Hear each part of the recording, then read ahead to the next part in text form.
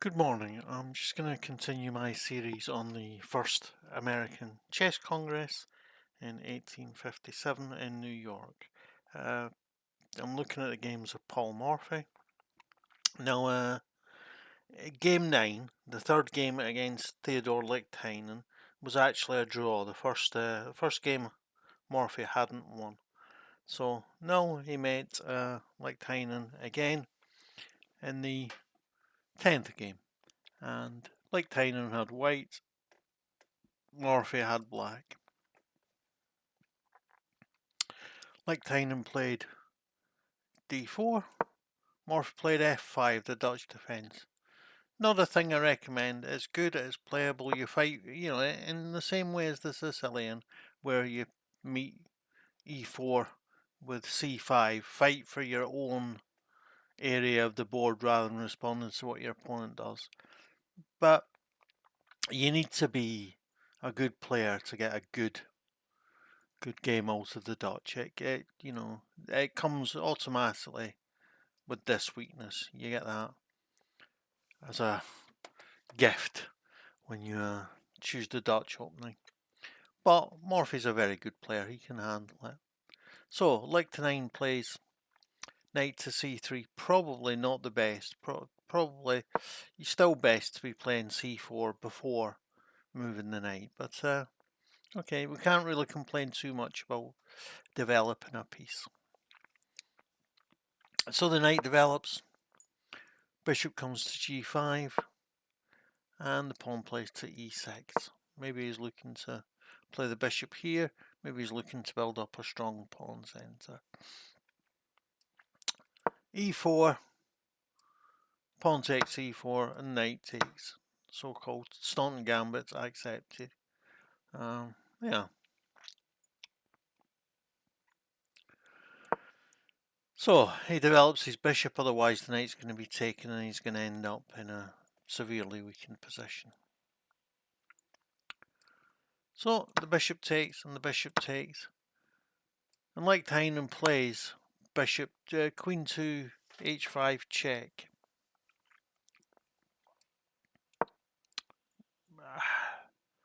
The blocking with the pawn works perfectly well. I don't know why he should go to this trouble. And now he plays knight to f6.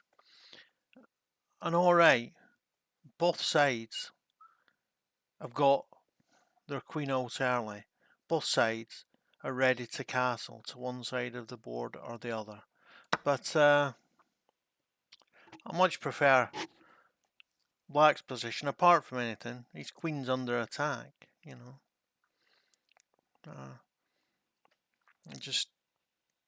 White must do something about the attacked queen, and he does. He plays queen c5, and the queen's taken, and the pawn is taken.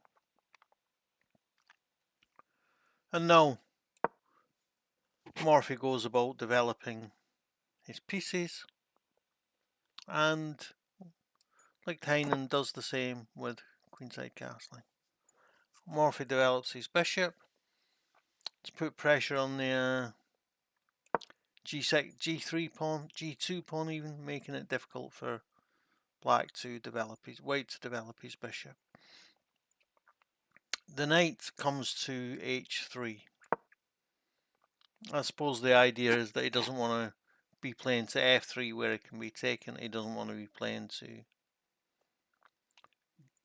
e2 where he stands in the way of the bishop, but really the rook comes to f8. Why doesn't he castle? Because that would leave the d pawn undefended. The rook comes to g1 so that the bishop is free to move. Knight is developed.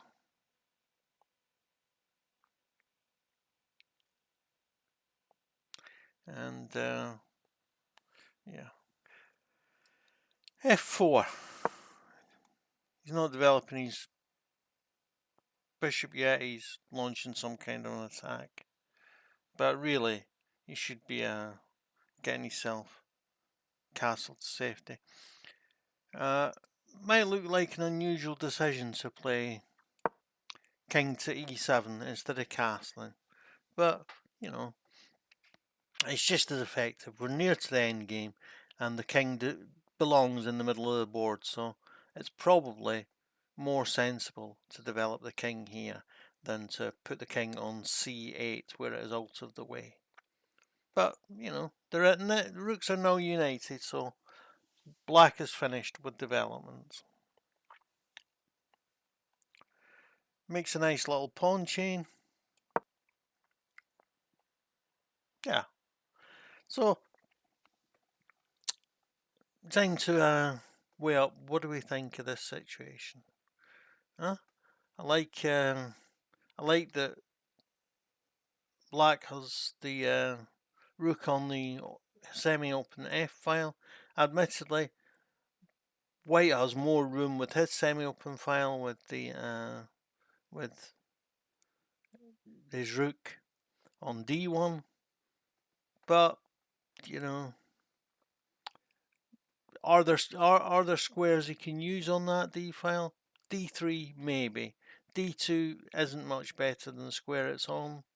You know, I don't know. It doesn't make much difference. That knight is a bit out of the way in on h3. Will take some time to come back into the game. Otherwise, things are very even. Obviously, black has a microscopic developmental lead. So, have a think. See what you think the position is, and have a guess what you think the fish will say. Pause the video if need be. And remember, there isn't a wrong answer. This is an exercise which helps you to improve your chess. Okay? Hope many of you had a go. I'm going to guess it's about minus 0.6. That will say a small advantage to black. Okay, let's see what the fish says. No, plus almost 0.2 for white. I'm going to count that as a failure. I'm a long way from being right there. You know, I'm almost a pawn out, so I can't claim to have done well there. Post in the comments if you've done better yourself. Okay, I'm just going to switch off the analysis and yeah, take it from there. So g3, d6. Of course, he's wanting to break open these pawns. Probably the best is just to take the pawn. But he develops his bishop.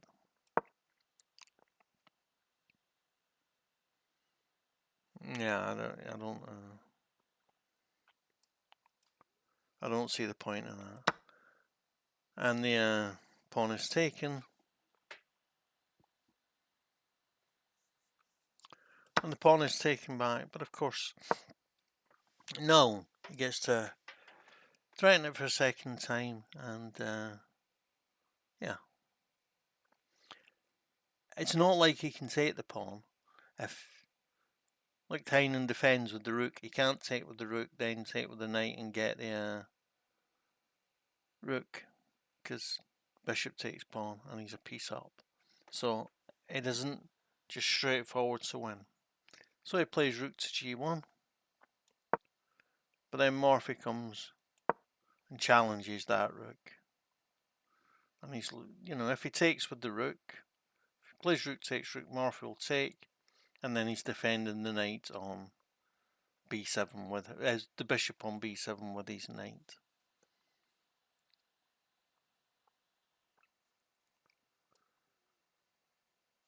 This is just wrong.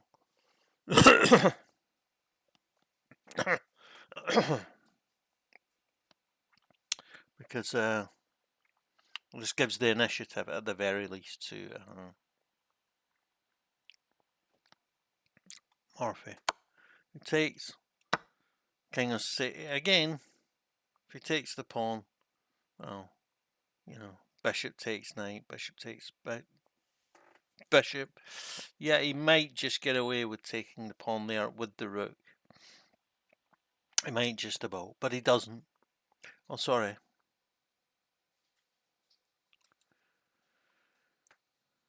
Of course, he doesn't take with the rook. He takes with the king so that the pawn can't be taken. And then Morphy can't take the rook, so he has to. Well, he doesn't have to. He could have no. He has to retreat with the rook. There's no good advance square, so he advances with the rook to. Retreats with the rook to f8. Honestly, if I could do this, it would be good.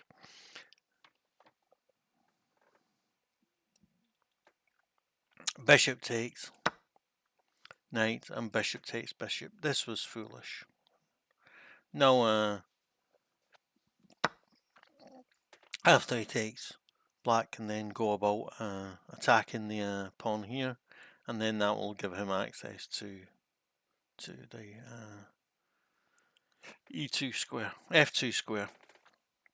He might even first just want to play bishop takes, bishop to c f3 check and threaten the and win the pawn. So I don't think that exchange helped him particularly. So the king comes to h2, so there isn't check here, so that if the pawn is moved, he can escape with the pawn.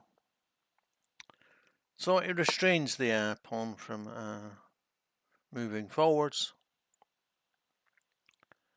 and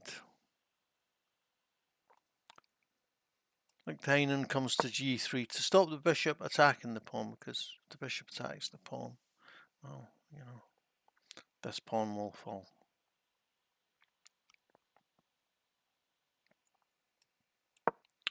Bishop to b3. Rook goes back to e1. Sorry. The rook goes to f1. So obviously he's threatening to come here, attack the pawn maybe here. You know, he's gotten in behind his opponent, and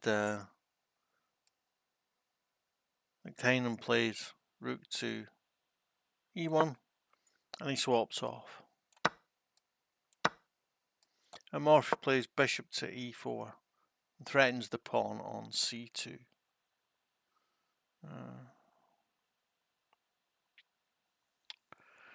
Yeah, so we're now in an end game, and you could say that White has more or less deliberately saddled himself with the bishop against the knight, and this is an advantageous endgame position for black. Why do we prefer to have bishops in endgames than knights? Because the bishops can effectively stop pawns on both sides of the board. This bishop sees these two squares on the back rank, and these two squares at the back of his position. The knight would take 1, 2 to come here, 1, 2, 3, 4, 5, 6.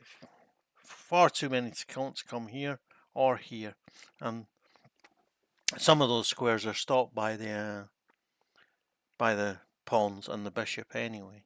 So, but when he plays this, he threatens a pawn on c2, and if he goes here to defend with the king, then yeah, maybe he can attack this pawn. Okay, then the knight can come here. Yeah, he might just about get away with that. But he is now definitely on the defensive. So,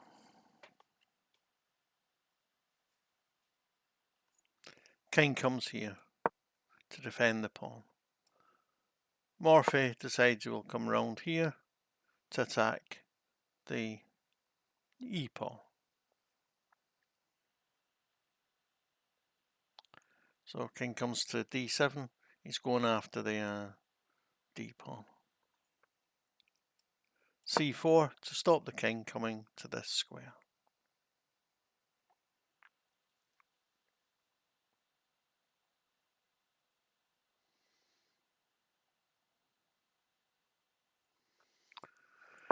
Then this opens up this route into the opponent's position. It can come here and here and here. It can also come here and then pawn here, king here, and attack the bishop.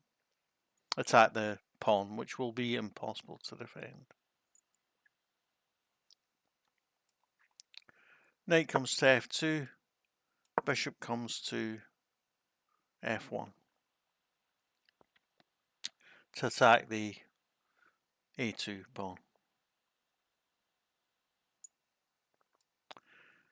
Knight comes to b1. I think he had some thoughts of trapping the bishop here, but that simply doesn't work. So bishop takes the pawn. The king comes to c2. I might have thought about going to c3, but yeah, okay. King comes to c2. Obviously, the pawn can be trapped here. The bishop can be trapped here. Has he miscalculated? No, he hasn't. In fact, he's calculated very well. Knight to c3, and the bishop is trapped. So he takes the pawn.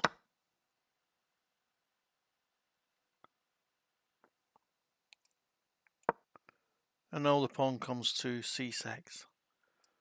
And the knight comes to e2. And it says 1-0 to white. How? Well, he's got a passed pawn here. He's going to win this pawn. It's going to be very difficult for him to defend these pawns. These 3 pawns will stop this pawn, even if the knight comes and assists and attacks these pawns. He can't stop the pawns on both sides of the board. If we just take a quick look at the analysis, it says minus 0.42. Yeah. It says here that the complete game score doesn't exist, at least not in this database which I'm looking at. Okay, so he needs to find, I'll just get rid of the analysis. So the game score is incomplete. That's a bit disappointing. But if we think about it, black can play pawn here, forces that pawn off. And then he's got 2 passed pawns here. He can use these 2 passed pawns to pin down the king and the knight, and use the king to win this pawn, and then come over here and win these pawns. And then he's got passed pawns all over the place, and he's just not stopping it. But it isn't so simple and straightforward as it looks. There is counterplay for white here, definitely. So yeah. But that's as far as our record goes. You know, I think if he plays here, pawn, he doesn't have to take. If Morphy plays the pawn here, he doesn't have to take. He can play king to c3. Then Morphy can take. Oh, actually, he could then push and then get 2 passed pawns here. Yeah. No. There must be some reasonable path of resistance for the computer to analyze it so small. You know, okay. I'm surprised that the record is incomplete here, but that's the way it is. There isn't anything I can do about that. But what you could do is put this position into a computer and try to play it against the computer, or get the computer to play it out and see how it wins, or try and work out for yourself how it is won. But yeah, that was a bit of a disappointing record, if not a disappointing result. Morphy did win the game, and he did go through 3-0 against Theodore Lichtheinen, although there was 1 draw. So yeah.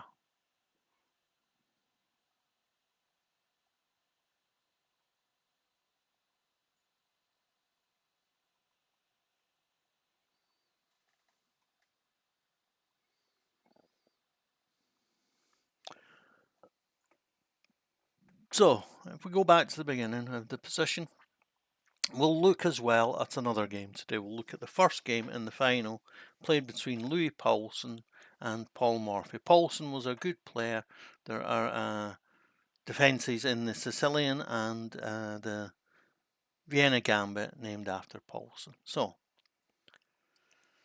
Morphy plays, Get rid of this. Morphy plays e4. As ever. Paulsen plays c5. Morphy plays d4.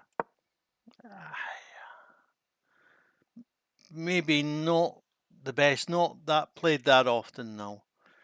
But Paulsen takes it and Morphy plays knight to f3.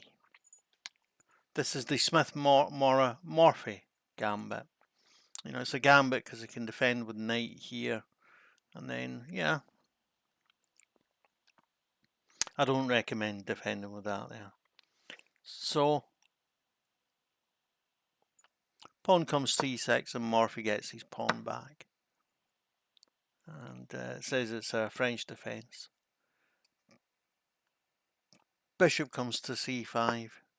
And now it says Paulsen Basman defense. So this is Michael Basman was an international master from England.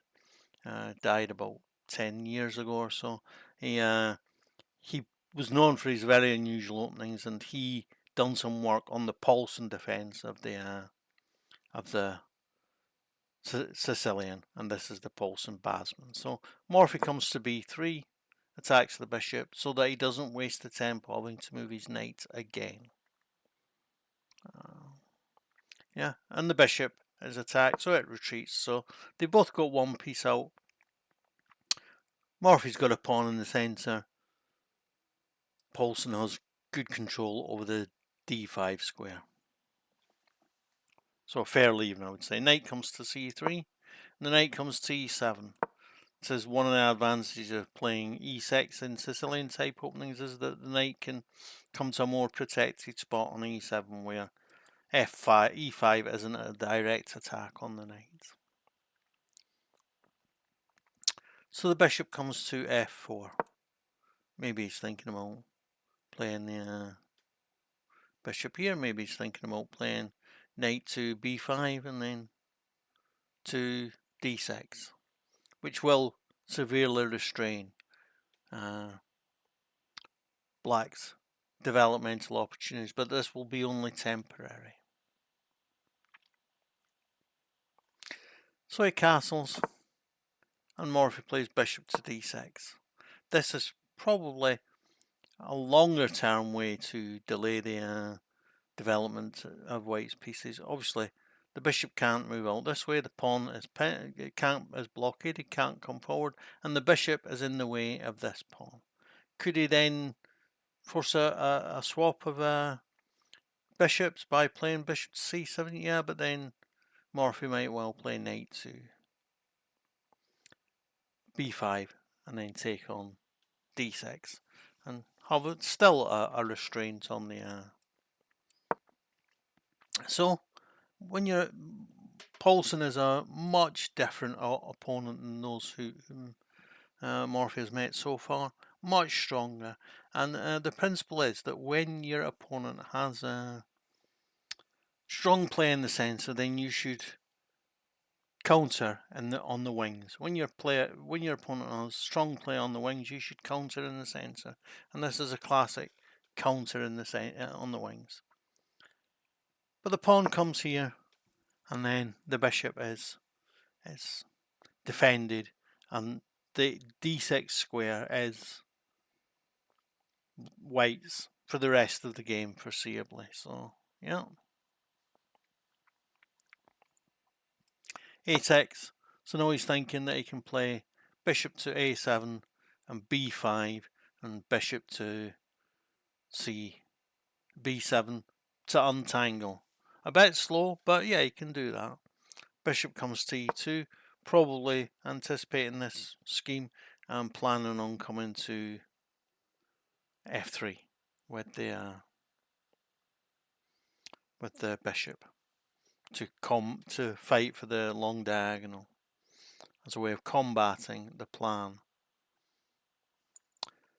So the knight which doesn't move comes to c6, threatens the pawn here. Morphy castles. The rook comes to f7. I'm not sure why. Maybe so that he can move the knight and yeah. the knight would still be defended. I don't know, maybe he wants to move the queen and the knight. I'm not quite sure about the move rook to f7. It doesn't seem very logical to me. But, as I say, Paulsen is a much better player than the players whom Morphy has met so far, and if he thinks that's a good move, I'm not going to argue with him. So Morphy comes to h1 with the king. Obviously, he couldn't move this pawn with the king on g1, so this is preparation to move the pawn to f4. And to prevent that, Paulsen immediately plays to f4 himself. But every move in chess, advantages and disadvantages, and every time you move a pawn, you give up a square. Fantastic square for the white knight, and Morphy uses that square immediately. So knight comes to f5, and now he's threatening to capture the bishop, and maybe get a bit more freedom for his pieces. Because if he takes with the knight, then Morphy can't take with the knight, because the knight can take the pawn here.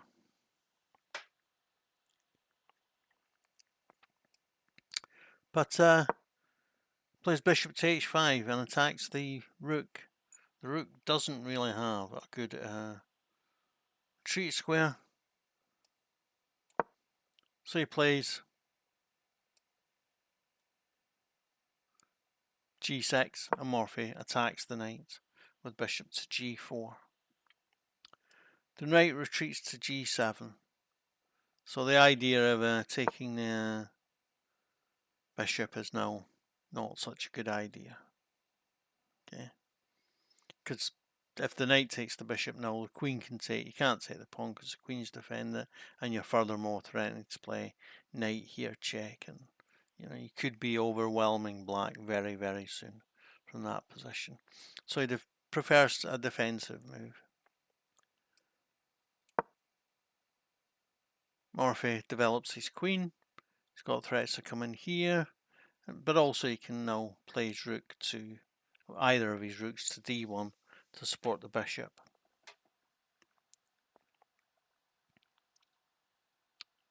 So as usual, Morphy's just getting on with his development. The pawn comes to h5 and he threatens the bishop. Is he going to manage to trap the bishop here? Bishop comes to h3. The queen comes to h4, so that he can't meet g4 with g3, g5, sorry, with g3, because the queen would be undefended.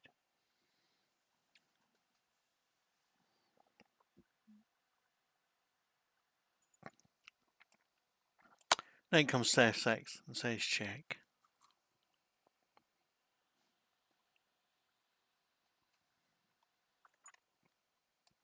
King goes to h8 and the queen goes to e4, threatening the pawn on g6, which and if he moves the pawn to stop it being attacked, of course, queen f7 will be mate. So he's got to defend the pawn now, and that gives Morphy the opportunity. He needs to play g3. But this gives up the square f3. And if the queen takes, then the knight can take on e4, and the bishop takes and the queen takes, and then it's an even swap, and the position is not so bad for Paulsen then. So yeah, knight comes to d2. He can take it with the knight. Take his time to win that pawn. Very sensible. No, very difficult, if not impossible, to defend the pawn on f3.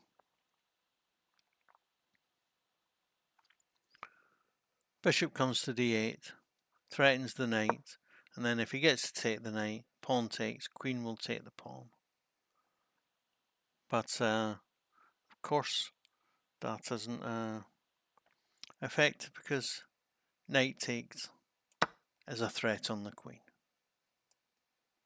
And the queen has to go to h6, and now maybe he can find a better way of defending his knight.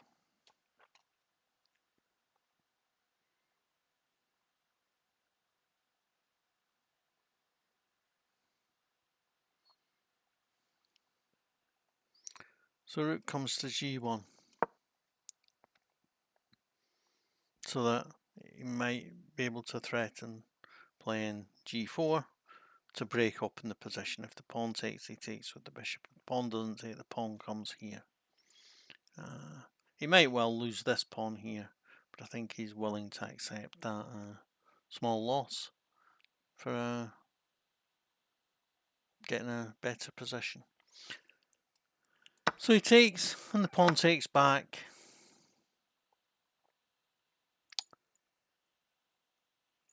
But the knight comes to e8. Instead of attacking with the taking with the rook directly, he attacks it with the knight.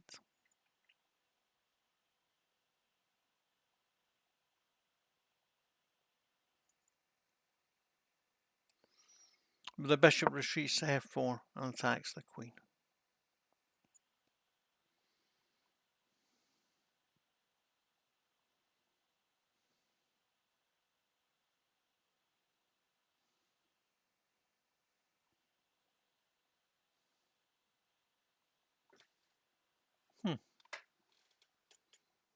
Yeah. So Paulsen, his queen is attacked, but he doesn't retreat the queen immediately, allowing Morphy to defend the pawn. He takes the pawn and threatens the queen himself. It's good counter attack.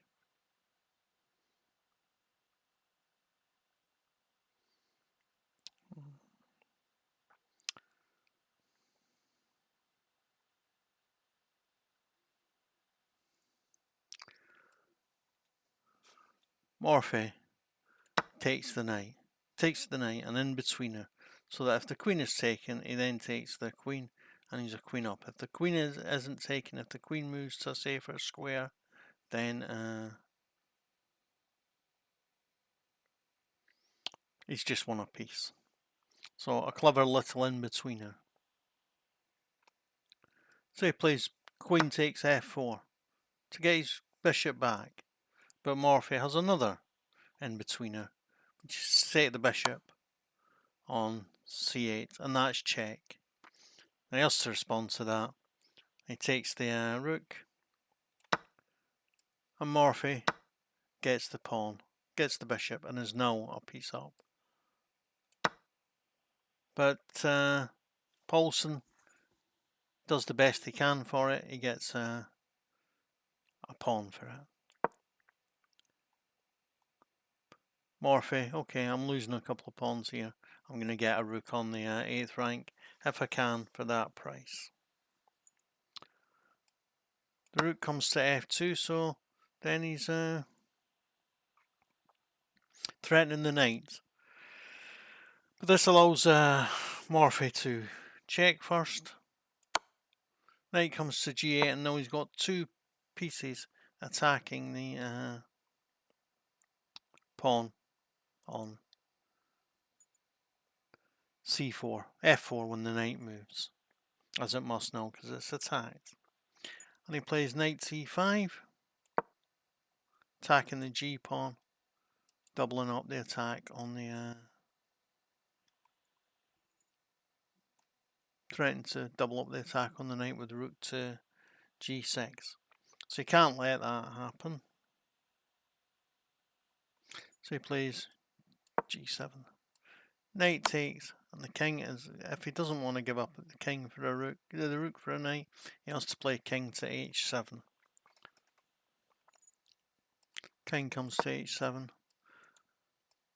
And the knight comes to f8 check. King comes to h6. And he could take the knight and then take the rook, the knight takes, the king takes, and then take the pawn. But he thinks, I'll just take the pawn. Because if the rook takes, then rook takes knight here will... Oh, yeah, rook, this rook takes knight. Can't play with this rook because then check here would... Yeah, okay, well, he can. Yeah, he can get away with that. But yeah, I think it's clever to take with the knight instead of taking the rook first. So,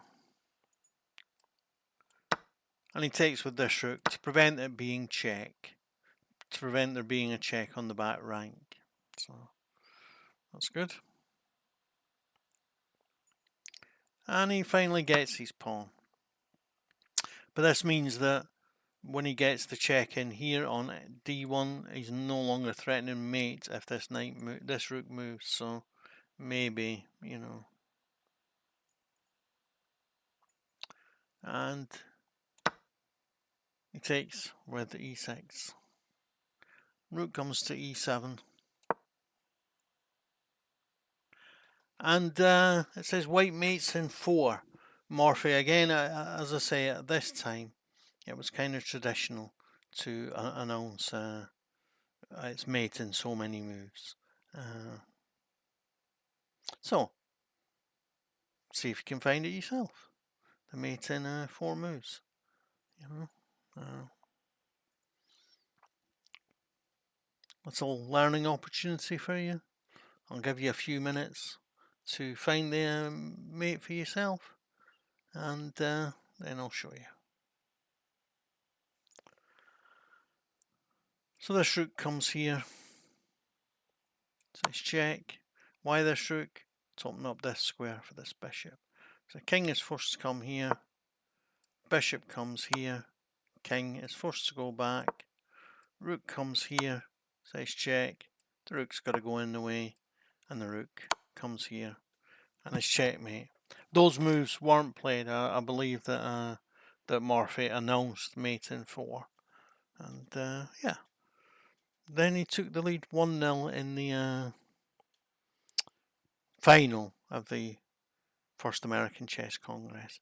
It wasn't the first to three wins anymore. I think it was the first to 5. So we'll have a few more games against the much better opponent, Louis Paulsen. Yeah, don't forget to like, subscribe, comment, and share my videos. Thanks. Bye.